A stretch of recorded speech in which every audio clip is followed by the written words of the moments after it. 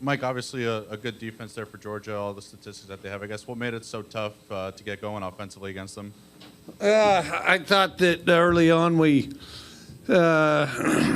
I thought we did some good things. There was kind of a feel-out process to see what we were capable of doing. I mean, they're kind of a vaunted group, but I didn't think it took us too long. I think we were not really tentative, but just sort of feeling our way through the situation. And then I thought we started moving the ball quite well. I thought we left two obvious scores out there, 14 points, which would not be too tough to have. And then, so I think we did more good things than bad, but I thought that we could have, finished drives better. And then, of course, they're doing what they can to make it difficult, and they're good at making it difficult. And we had others make it difficult too. I'm sure you guys saw the same game I did. And then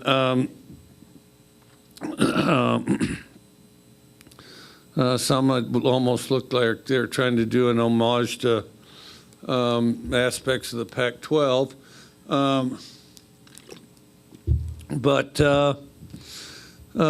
Yeah, so that's how I saw it offensively. Coach, it seemed like Will actually may have had a little better ball placement game, but drops continue to kind of be an issue with you. I mean, how do you address that with Will, and how do you kind of keep him focused on all that? I thought he got better. I thought the better he got at pushing the ball downfield, the better he threw it. I do think drops was an issue. I think that, I think that in a few cases, and not across the board, a few cases, some receivers searching for the sideline rather than the field. And I do think we have to become tougher at that receiver position. Across the board, we have some skilled guys, we have some talented guys, but I think we need some tougher guys. And, guys that just, crave the ball. I mean, or that do the best they can to be polite about it, but aren't very good at being polite about it. The greatest receivers I've ever had are the ones that try to be polite about it, but you can tell they're merely trying to be polite about it because they shamelessly want the ball. They shamelessly want the ball every play. They're the guys who should have the ball. Somebody else shouldn't have the ball. They should have the ball. Who should you throw it to? Well, this guy's open, that guy's open, but at the bottom line, them, okay? And those are the kind of receivers you want. Right now we've got these, gentlemanly guys that they like to make plays, and they got some skill, and they do some good things, but, we want somebody that just in a very beastly fashion almost needs to have the ball, and we don't quite have that. Mike, I was curious with their offense, kind of the ways that they use tight ends and utilize the guys they have there. Do you see anything from that you could maybe incorporate into the way you guys run your offense? Well, not really. I mean, it goes, some of it, I could use the whole unit over there, as a matter of fact. I mean, every measurable that those guys have over there, we could use every one of them. I mean, I can't think of really any we can't use. The offense and the measurables go hand in hand a little bit. I did think we did a good job stopping the run for the most part. To win, they have to run the ball, and we stuffed the run for a period of time, and a significant portion too. Stuffed the run, and then let them get off the hook on some big plays. Which was unfortunate, kind of playing with 8 instead of 11. But we did stop the run against them at significant times at time, and I thought that was pretty laudable by our group.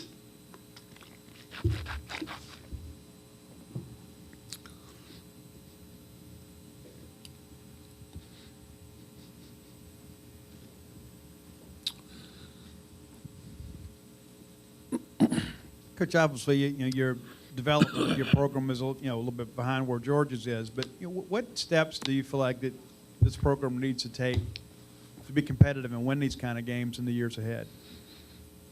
Well, first of all, I think I think I'll ask every other team in the nation that's below them what their thoughts are, and maybe make a collective of ideas and select what I think are the best ones. Yeah, you just keep doing what you're doing and doing it better is the short answer, you know.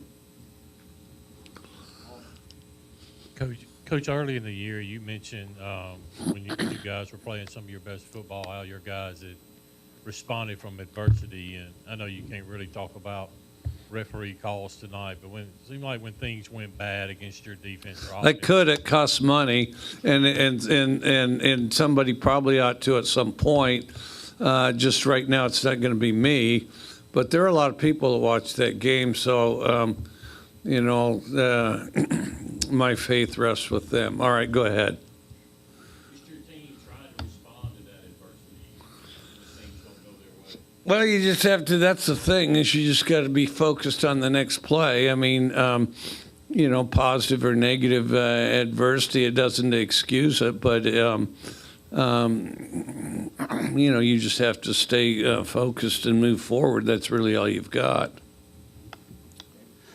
Besides the obvious talent, what makes Georgia so tough to run the ball against, particularly in short yardage situations? Well, I think there's definitely that aspect of it, and then the other thing is you know, they transition. You know, the big one thing Georgia's always done a pretty good job of is transitioning, and then once in a while you catch a guy that doesn't have low pads. They generally do.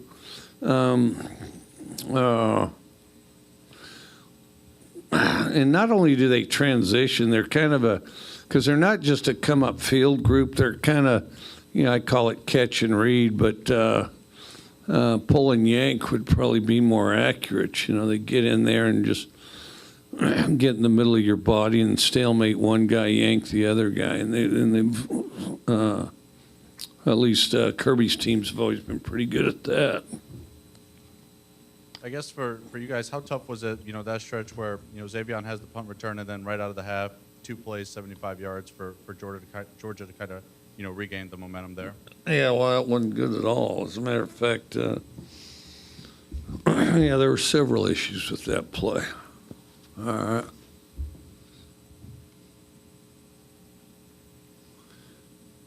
How'd you feel about your team's just preparation, playing the #1 team in the nation, and just their mentality going into this game? I thought it was good. I thought our preparation was good. I thought mentality was good. You know, big plays was the biggest thing that haunted us.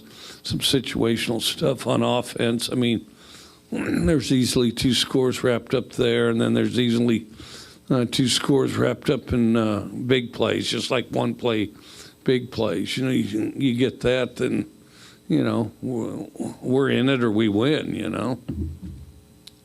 Coach, you had said with Alabama your team looked a little bit scared. You can correct me if I'm wrong, but at least tonight it looked like... I thought we played Georgia better than we played Alabama. Yeah.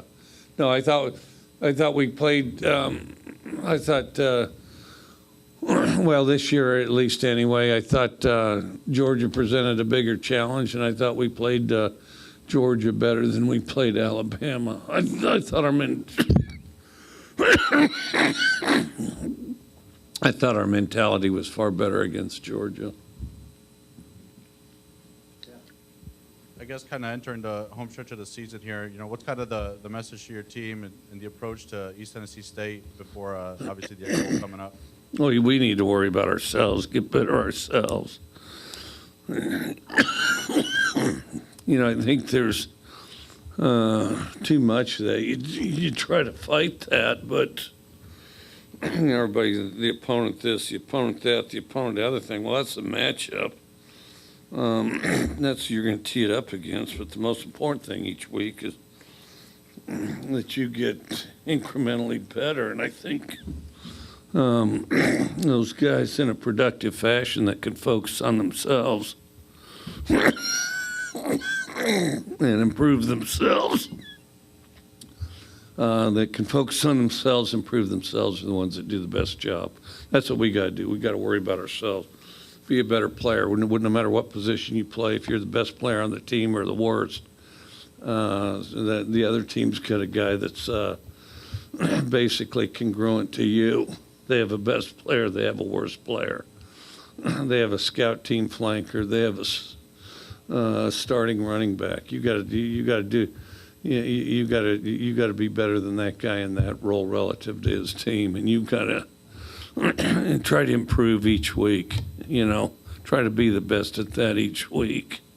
And I think people often get lost in that rather than competing with themselves and trying to be the best that they can be, because that's where the growth comes. I mean, you might be better than this guy. Well, it's all right, fine, that's great. You already, but if you're not growing yourself, you're not getting anywhere.